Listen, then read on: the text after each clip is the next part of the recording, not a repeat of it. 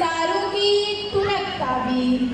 دلیل صبح روشن ہے ستاروں کی تنک تعبیر.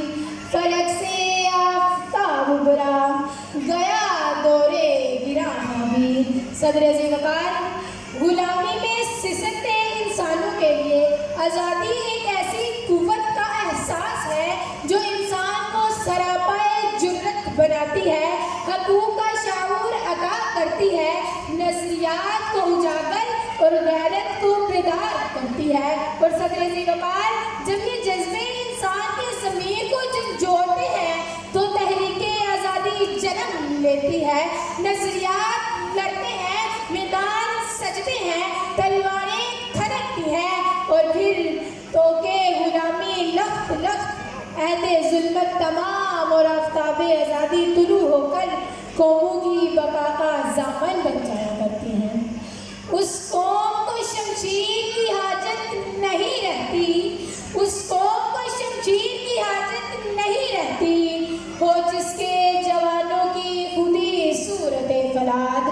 صدر عظیم وقار، علامہ اقبال نے جو خواب دیکھا اس کی تعبیر 14 اگست 1947 کو آزادی کی صورت میں ہوئی. انگریزوں اور ہندو سے نجات ملی، لیکن دشمن آج بھی ہمیں غلام بنانا چاہتا ہے، آج بھی ہمیں دوبارہ غلام بنانا چاہتا ہے.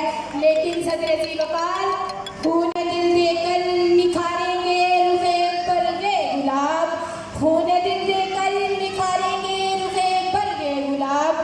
کہ ہم نے گلشن کے تحفظ کی قسم کھائی ہے. ہاں، میں نے گلشن کے تحفظ کی قسم کھائی ہے کہ میں میجر عزیز بٹی بن کر، تو کبھی طاہرہ قاضی بن کر، تو کبھی راشد منہاس بن کر دشمن پر ٹوٹ پڑتی ہوں. ہاں، میں نے گلشن کے تحفظ کی قسم کھائی ہے کہ کبھی مقبول حسین بن جاتی ہوں، کہ میری زبان کاٹ دی جاتی ہے، میرے ناخن چیر دیے جاتے ہیں اور مجھے پاکستان مرد آباد کہنے پر مجبور کیا جاتا ہے. تو میں اپنی کٹی زبان کے بہتے لہو سے دیوار زندان پہ لکھتی ہوں، پاکستان زندہ باد.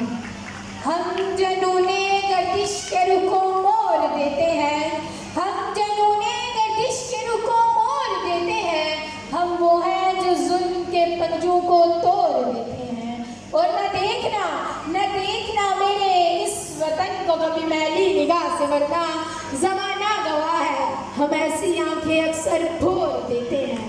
بہت شکریہ.